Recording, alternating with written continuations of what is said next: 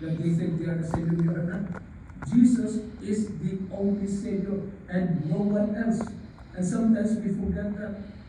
The first reading today reminds us from the Acts of the Apostles, there is salvation in no one else, Peter said.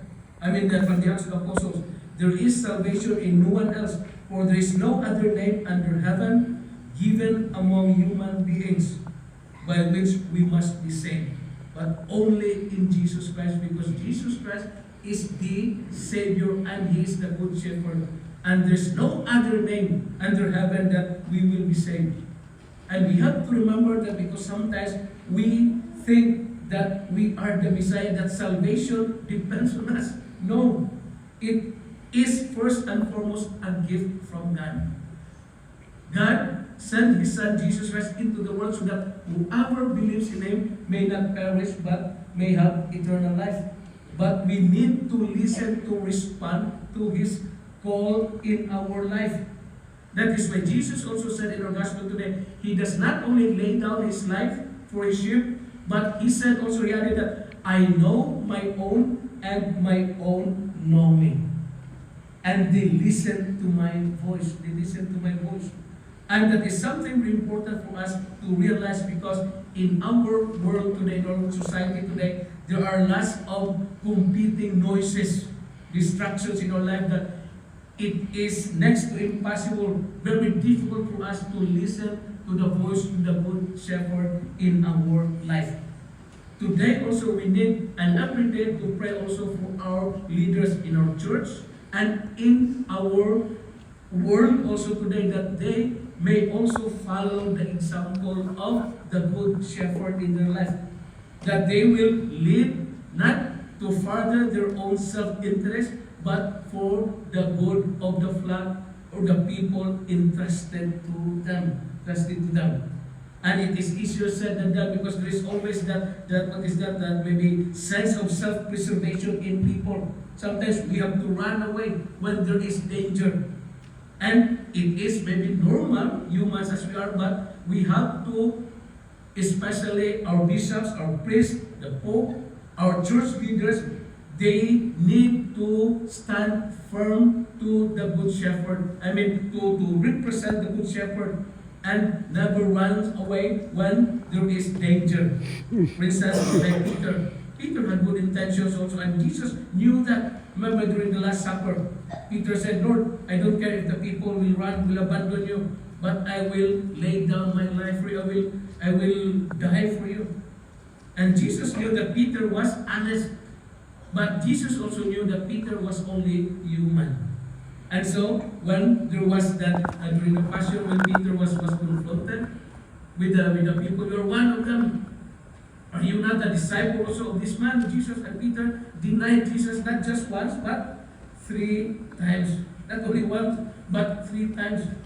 And Jesus looked at him with love. Remember that? And when Peter realized that, he wept bitterly. But Jesus did not stop calling Peter. After the resurrection, He called Peter again. Remember when they were at the beach, and Jesus said to Peter, Peter, do you love me? He asked Peter not just once, but 3 times also. Peter, do you love me? And Jesus said, yes, Lord, I love you. Second time, Peter, do you love me? Peter then said, yes, Lord. Why do you keep asking me? You know that I love you, right? And the third time, Peter, do you love me? And then Peter also said, yes, Lord, I love you with all my heart. Well, he did not exactly say that, but we know what Peter was trying to say, right? I love you, Lord. And Peter, remember what Jesus said to Peter? He said, feed my sheep, take care of my flock. That's how Peter was born again. And in our first reading today, we see how Peter stand up for Jesus. While Peter and John were speaking to the people about the resurrection of Jesus, the captain of the temple arrested them and placed them in custody. Can you imagine that? But Peter, the next day, in front of the elders and the rulers and the scribes being assembled, Peter said, he said to them, that it is by the name of Jesus that we are doing this thing. Peter was not afraid anymore. Peter was not afraid to die and to offer his life anymore for the Good Shepherd. And remember what Jesus also said in the Gospel. He said, remain in me for apart from me, you are nothing. And Peter knew that. That is why we need to pray for our shepherds, also our pastors, that they will not run away. Every year, the bishop will ask us, do you like to be transferred? Do you like to move to another parish? And some people also will ask the priest, why do you remain in your own parish? People don't like you. People are, what is that? They don't like to see you sometimes. They don't like to hear your homily. Why do you stay there? The answer to that is that we don't run away. In our own little ways, we stay with the Good Shepherd. Remember what Jesus also said? If people hate you, if people reject you, remember that they hated me first. Remember that they rejected me first. And it's so true. Sometimes we forget that. Some people say that priesthood is about comfort. No, it's not. Being a pastor, being a shepherd is about comfort. No, it's not. It is about happiness. It is not even about happiness. You don't do things, you don't preach the gospel just because you are happy doing it. Just because it is easy for you. You preach the good news because it is what you are called to do. Remember what Jesus said also? I called you. It was not you who chose me, but it was I who chose you to proclaim and to bear fruits and fruits that will last. But sometimes priests, bishops, and those in our church, sometimes we forget that. Because sometimes there is the temptation that they think that it is their church and they are the Messiahs. No, we are not the Messiah. We are not the Good Shepherd. We only try to follow the Good Shepherd. And this is not our church. This is the church of God. Yes. Sometimes we people try to change our teaching. Sometimes we compromise. Why? To make it easy for us.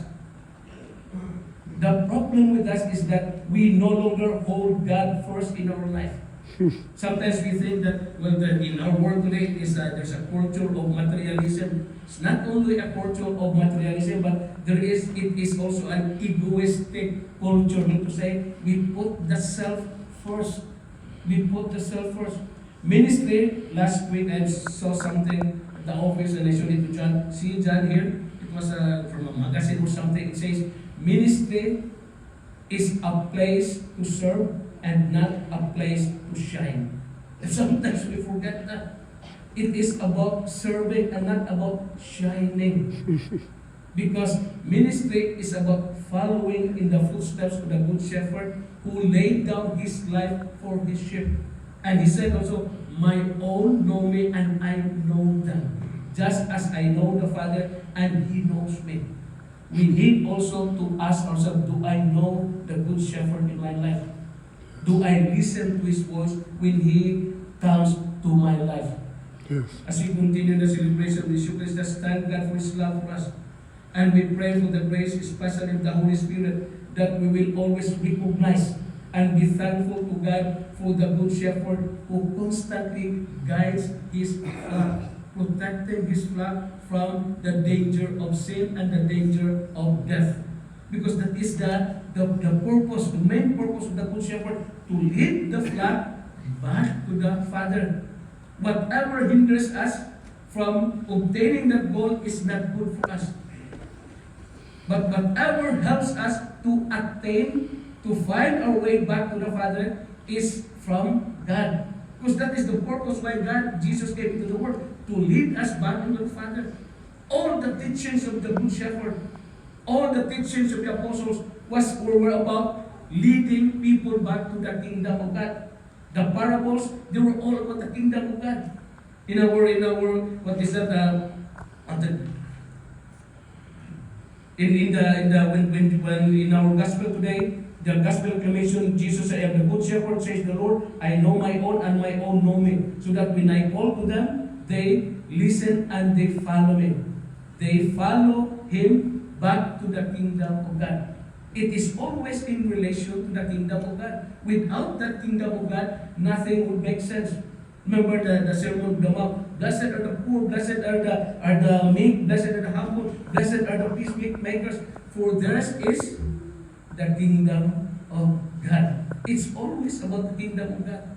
That is why Jesus, in another part of the gospel, also the good shepherd, he said, what will it profit you if you gain the whole world but loses your own soul? Mean to say, what will you gain if you gain the whole world but you will not be able to enter into the kingdom of God?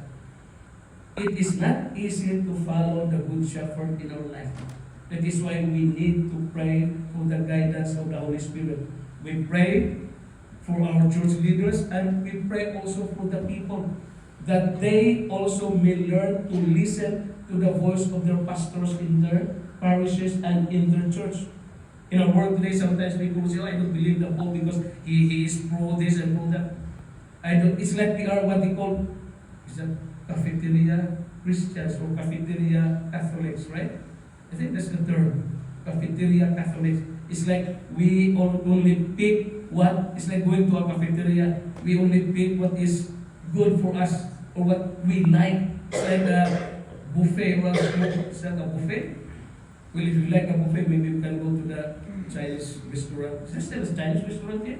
Or what's called the other one? Rendezvous, right? But we are not. Either we believe in God or we don't. Pro-life, God is always pro-life. God never changes. He's always pro-life. And so as Catholic, we should be anti-abortion, right? We should be anti-abortion, we should be pro-life, we should be pro-marriage, we should be for what is the culture of life, and all of these things. But people tell us that we are old-fashioned, right? Because there is that temptation to think that this is our church. This is not our church. This is God's church. God founded it, and there's no other name under heaven that we must be saved except in the name of Jesus. We need to pray first, like I said, we need to thank God for sending us the Good Shepherd. And secondly, we need to pray for our church leaders also. And we need to pray also for all of us. That we will always listen to His voice and we will always let ourselves be guided by the Good Shepherd. And in turn also, maybe we also become shepherds also to one another. Parents, you are supposed to be shepherds also to your children and to one another. Sometimes we don't do that. Sometimes we think that well, it is the role of priests or bishops or the Pope to be shepherds. No. Remember that the first teachers of the children are the parents. So you need to remember that you are also called to be pastors and shepherds to your family. As we continue the celebration of this Eucharist time, God please love for us. And we pray for our families and friends also who are not here with us today. We pray also for all our pastors, our bishops, and the church that will always listen and be grateful for the Good Shepherd in our life.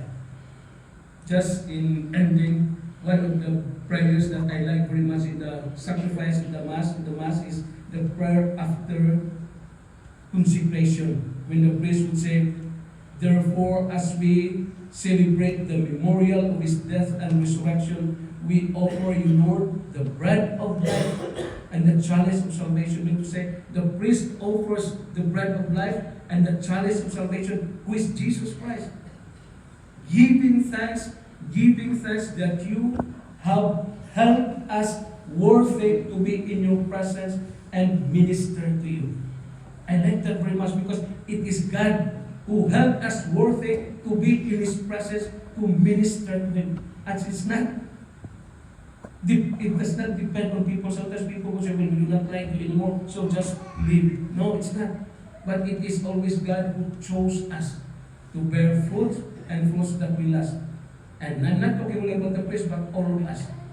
Parents, also remember your role as shepherds also and guides to your children and to each other. Let us now please stand.